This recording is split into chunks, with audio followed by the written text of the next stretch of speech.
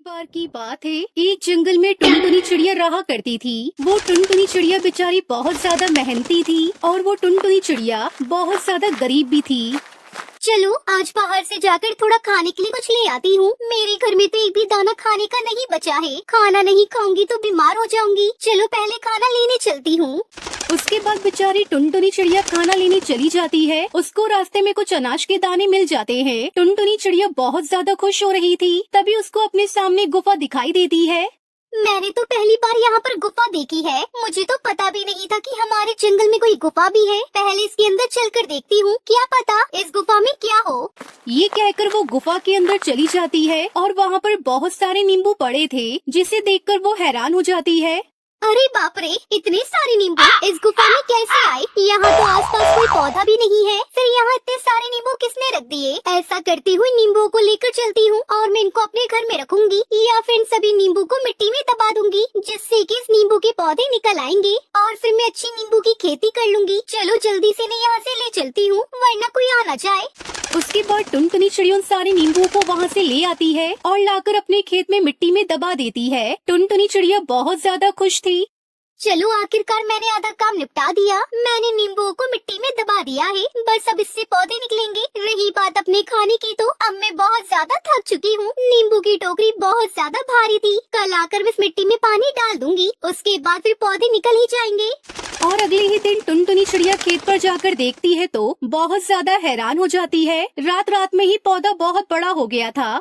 अरे ये क्या, रात रात में बहुत बड़ा हो गया है नींबू का पौधा। मैंने तो कल ही नींबू दबाए थे और मैं सोच रही थी कि कल आकर पानी डाल दूंगी, लेकिन ये पौधा इतना बड़ा कैसे हो गया है? तभी थोड़ी देर बाद वहाँ पर एक परी आती है और वो टुनटुनी चिड़िया को सारी बात बताती है। टुनटुनी चिड़िया, तुम्हारा बहुत बहुत धन्यवाद। तुमने मेरी बहुत ज्यादा मदद की है। तुम्हें नहीं पता मैं श्राप में बंधी हुई थी, जिसके कारण मैं नींबू की फसल बन गई थी और तुमने नींबू को लाकर मिट्टी में लगा दिया, जिसके कारण मैं श्राप से मुक्त हो गई। अगर तुम में से एक भी नींबू को खा लेती तो मैं उसी समय वहीं पर मर जाती। लेकिन मैंने तुम्हें ये जो पौधा दिया है, इस पौधे से तुम्हारी जिंदगी में खुशी आ जाएंगी। अब तुम्हें कोई भी दिक्कत या परेशानी नहीं रहेगी। तुम्हें ये नींबू का पेड़ एक नींबुओं का घर देगा। अब तुम्हारे पास अच्छे खासे पैसे भी होंगे और तुम नींबुओं को बेचकर अपनी सारी परेशानी दूर कर लेना। परी की इतनी बात सुनकर टुनटुनी चिड़िया बहुत ज्यादा खुश हो जाती है। तभी वहाँ पर एक विशाल नींबुओं का घर प्रकट हो जाता है। उसके बाद अगले ही दिन टुनटुनी चिड़िया अपने सारे नींबुओं को लेकर बाजार में बेच जाती है। उसकी दुकान पर ग्राहक भी आने लगते हैं और अच्छी खासी उसकी बिक्री भी होने लगती है। अब टुनटुनी चिड़िया की दुकान बहुत ही अच्छी चल रही थी। तभी उसकी दुकान पर कालू नाम का कौवा आता है। अरे और टुनटुनी चिड़िया, तूने इतनी जल्दी इतना बड़ा कारोबार कैसे कर लिया? तनिक हमें भी तो बता दे कुछ, हम भी कुछ कर लेंगे। हम भी पूरे दिन घर में खाली ही रहते हैं, तू कुछ बता देगी तो हम भी बहुत कुछ कर लेंगे। उसके बाद टुनटुनी चिड़िया अपनी सारी कहानी उस कालू कौवे को बताने लगती है। टुनटुनी चिड़िया की बात सुनकर कालू के मन में भी लालच आता है।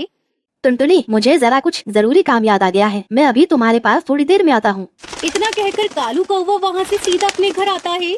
ये टुनटुनी चिड़िया तो बहुत ज्यादा चालाक हो रही है, इसका कुछ न कुछ करना होगा, नहीं तो ये आगे चलकर मुझे बहुत ज्यादा परेशान कर देगी। ये सोच रही है कि मैं बहुत ज्यादा अमीर हो जाऊंगी, मैं इसका जरूर कुछ न कुछ करूंगा। ऐसा करता हूँ, कल सुबह जाकर इसके उस नींबू के पेड़ को ही काट देता हूँ। उसके बाद ना रहेगा बांस और ना बजेगी बांसुरी। टुनटुनी चिड़िया के पास बेचने के लिए कुछ भी नहीं रहेगा। उसके अगले ही दिन कालू कौवा टुनटुनी के खेत पर उसका नींबू का पेड़ काटने पहुंच जाता है, लेकिन वो उस पेड़ को नहीं काट पा रहा था क्योंकि वो पेड़ जादुई था। तभी थोड़ी ही देर बाद टुनटुनी चिड़िया अपने खेत पर आती है। अरे कालू, ये क्या कर रहे हो तुम मेरे नींबू के पेड़ को ऐसे क्यों काट रहे हो? कालू, मैं इस पेड़ को काट नहीं रहा, मैं तो देख रहा था कि ये पेड़ कितना ज्यादा सुंदर है। तुम मेरे सामने मेरा नींबू का पेड़ काट रहे थे और अब मुझसे ये झूठ बोल रहे हो। ज्यादा होशियारी दिखाने की कोशिश मत करना, वरना मैं बाकी पक्षियों को बुला लूंगी। फिर बाकी पक्षी तुम्हें बहुत ज्यादा मार देंगे। मुझसे बहुत बड़ी गलती हो गई है। मैं तो सोच रहा था अब टुनटुनी चिड़िया मुझसे ज्यादा मालदार हो जाएगी, इस वजह से मैंने सोचा क्यों ना मैं तुम्हारे नींबू का पेड़ ही काट दूं। मुझे माफ कर दो टुनटुनी चिड़िया, मुझसे बहुत बड़ी भूल हो गई। कालू, तुमने गलती की है, तुम्हें इस गलती की कुछ न कुछ सजा तो मिलनी ही चाहिए। अब तो एक ही उपाय है, तुम्हें मेरे सारे नींबू बाजार में बेच के आने होंगे, तभी मैं तुम्हें माफ करूंगी। अगर मंजूर है तो मुझे बता दो, नहीं तो मैं सभी पक्षियों को तुम्हारी ये बात बता दूंगी। फिर सभी पक्षी मिलकर तुम्हें इस जंगल से बाहर निकाल देंगे। ये बात सुनकर कालू कौवा टुनटुनी चिड़िया के सारे नींबू बेचने चला जाता है। फिर टुनटुनी चिड़िया खुशी खुशी अपने नींबू के घर में रहती है और नींबू की खेती करके अपना गुजारा करती है। 2 दिन बाद स्कूल के सभी बच्चे टूर पर जा रहे हैं। मैंने तो मैम से मना कर दिया, लेकिन मैम कह रही थी कि पढ़ाई के साथ साथ हमें म्यूजियम और हिस्टोरिकल प्लेस के बारे में देखना चाहिए और जानना चाहिए। हाँ ठीक ही तो कह रही थी मैडम। अरे हमारी बिटिया किसी भी चीज में पीछे नहीं होनी चाहिए। तुम टूर पे जरूर जाओगी। हाँ बेटा, और मैंने तो तेरे लिए नया यूनिफॉर्म भी सील दिया है, इसलिए तुझे अब चिंता करने की कोई जरूरत नहीं है। Thank you mummy papa. आप जैसे माँ बाप हर किसी को मेरी हर छोटी छोटी ख्वाहिशों को पूरा करने के लिए आप दोनों दिन रात मेहनत करते हैं। वैसे ही मैं जल्दी ही कामयाब होकर आपके हर एक सपने को पूरा करूँगी। टुनटुनी मिडिल क्लास फैमिली से थी। उसके पापा कुली थे और उनको दूसरों का बोझ उठाने का जो भी काम मिलता वो करते और उससे पैसे मिलते थे, वो उसी से अपना घर चलाते थे। वो लोग वही स्टेशन के पास किराए का घर लेकर रहते थे। ऐसे ही हंसी खुशी टुनटुनी का परिवार चल रहा था। टुनटुनी के पिता टुन्नू चिड़ा बहुत ही विनम्र और दयालु स्वभाव के पक्षी थे। वो हमेशा दूसरों की मदद किया करते थे। ऐसे ही एक दिन एक अंधी पक्षी अपने बच्चे को लेकर स्टेशन पर ट्रेन आने का इंतजार कर रही थी। तभी अचानक से उसका पैर फिसल जाता है और उसका बच्चा पटरी पर गिर जाता है। माँ मुझे बचाओ, माँ बचाओ मुझे। अरे बेटा कहाँ हो तुम? गोलू, मेरे बच्चे कहाँ हो तुम? गोलू। वो अंधी माँ बेबस होकर इधर उधर अपने बच्चे को तलाश रही थी। गोलू ट्रेन की पटरी पर रो रहा था और तभी उधर से तेज रफ्तार से हॉर्न देते हुए ट्रेन आ रही थी। तभी टुन्नू चिड़ा की नजर उस रोती हुई माँ और बच्चे पर जाती है। वो तुरंत ही सामान वहीं रखकर तेज रफ्तार से दौड़ते हुए पटरी पर जाता है और बच्चे को उठाकर स्टेशन पर रख देता है। तभी ट्रेन आ जाती है और टुन्नू चिड़ा अपने साहस भरे जज्बे के साथ उस बच्चे को तो बचा लेता है, लेकिन वो खुद को नहीं बचा पाता और उसकी वहीं मौत हो जाती है। ये खबर जब उसके घर वालों को पता चलती है तो उनके ऊपर मानो जैसे दुखों का पहाड़ टूट पड़ता है। वो लोग फूट फूट कर रोने लगते हैं। माँ पापा हमें छोड़कर कहाँ चले गए? माँ हमारा क्या होगा? माँ कौन मेरी हर इच्छा को पूरी करेगा? अब मुझे कौन पढ़ा लिखा कर अफसर बनाएगा? वहीं टुनटुनी की माँ टूनी की भी तबीयत खराब हो जाती है। अब घर की सारी जिम्मेदारी टुनटुनी चिड़िया पर आ जाती है। ऐसे ही 1 महीना बीत जाता है। माँ मैंने दाल और रोटी बनाई है, चलो माँ थोड़ा सा खाना खा लो। तुम खा लो बेटी, मुझे भूख नहीं है। माँ अगर आप नहीं खाओगी तो फिर मैं भी नहीं खाऊंगी। थोड़ा सा खा लो ना माँ। आपको इस तरह देखकर पापा को भी अच्छा नहीं लग रहा होगा। प्लीज माँ खा लो। उसके बाद टूनी चिड़िया थोड़ा खाना खाती है। इसी तरह समय बीत रहा था। इस बीच टुनटुनी का 10वीं का रिजल्ट आता है और वो अपने पूरे स्कूल में टॉप करती है। माँ आप तो खुश हो ना? काश आज पापा होते तो वो कितना खुश होते। पर देखना माँ, मैं जल्दी ही आगे की पढ़ाई पूरी करके अपने पापा का नाम रोशन करूँगी। टुनटुनी ये सब कह रही थी कि तभी वहाँ पर उसका मकान मालिक कड़कनाथ सेठ आ जाता है। देख टुनटुनी, अब तुम दोनों अपने रहने के लिए कोई दूसरा ठिकाना ढूंढ लो, क्योंकि यह घर मैंने किसी और को किराए पर दे दिया है। मालिक, घर देने से पहले एक बार आप हमसे पूछ तो लेते। यह मेरा घर है और इस घर में किसे रखना है यह मुझे तुमसे पूछने की जरूरत नहीं है। तुम्हारा पति एक अच्छा पक्षी था, इसलिए मैं अभी तक चुप था, लेकिन अब और नहीं। अब तुम दोनों माँ बेटी ये घर खाली कर दो। उसके बाद दोनों माँ बेटी रोते हुए घर से निकल जाती है। माँ अब हम कहाँ जाएंगे माँ? जहाँ भी किस्मत ले जाए बेटी, चल बेटी मेरे साथ चल।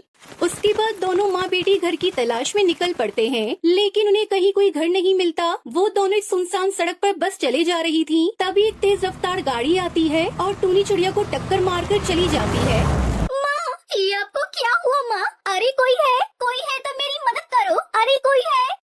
सुनसान सड़क पर उसकी मदद करने वाला कोई नहीं था। तभी उसे वहाँ एक बस दिखाई देती है और टुनटुनी चिड़िया जैसे तैसे करके अपनी माँ को बस में बिठाकर उसे चलाते हुए हॉस्पिटल ले जाती है। देखिए चिड़िया, तुम्हारी माँ के सिर से काफी खून बह गया है। हमें ऑपरेशन करना होगा। तुम जल्दी से 1 लाख रुपए जमा करवा दो। डॉक्टर साहब आप ऑपरेशन की तैयारी करिए, मैं अभी पैसे लेकर आती हूँ। टुनटुनी उसी बस में बैठकर रो रही थी। हे भगवान, पापा को तो पहले ही मैं खो चुकी हूँ। अगर माँ को कुछ हुआ तो मैं नहीं जी पाऊंगी। मुझे हर हाल में मेरी माँ की जान बचानी है, लेकिन मैं इतने सारे पैसे कहाँ से लेकर आऊंगी? तभी उस बस में से आवाज आती है। परेशान मत हो टुनटुनी चिड़िया, मैं परी लोक से आई हुई हूँ। मैं जादुई बस हूँ और तुम्हारे परिवार वालों की अच्छाई को देखते हुए ही रानी परी ने मुझे तुम्हारी मदद के लिए भेजा है। आज से तुम्हें घबराने की कोई जरूरत नहीं है। ये लो, ये पूरे 1 लाख रुपए हैं। जादुई बस, मैं तुम्हारा ये एहसान कैसे चुका पाऊंगी। थैंक यू बस, तुमने मेरी ऐसी मुश्किल समय में मदद की जब मेरा साथ देने वाला कोई नहीं था। उसके बाद टुनटुनी वो पैसे लेकर अपनी माँ का इलाज करवाती है। कुछ दिनों में उसकी माँ ठीक हो जाती है। फिर जादुई बस टुनटुनी चिड़िया से कहती है, अब तुम दोनों माँ बेटी जल्दी से मेरी बस में जाकर बैठ जाओ, मैं तुम्हें एक चमत्कार दिखाती हूँ। उसके बाद वो बस खुद ब खुद एक बस घर के रूप में बदल जाती है। टुनटुनी, आज से ये घर तुम्हारा है। तुम अब यहाँ अपनी माँ के साथ आराम से इस बस घर में रह सकती हो, और हाँ, तुम्हें इस घर में किसी भी तरह की कोई कमी नहीं होगी। वो सब तो ठीक है जादुई बस, लेकिन ये बस घर तो शहर से काफी दूर है। फिर मैं अपने स्कूल कैसे जाऊंगी? बस इतनी सी बात, मैं हूँ ना, मैं भला किस दिन काम आऊंगी। उस दिन के बाद से टुनटुनी और उसकी माँ जादुई बस घर के साथ हंसी खुशी रहने लगती हैं। उन्हें अब किसी भी चीज की कोई कमी नहीं होती और जादुई बस हर कदम पर टुनटुनी की सहायता करती है।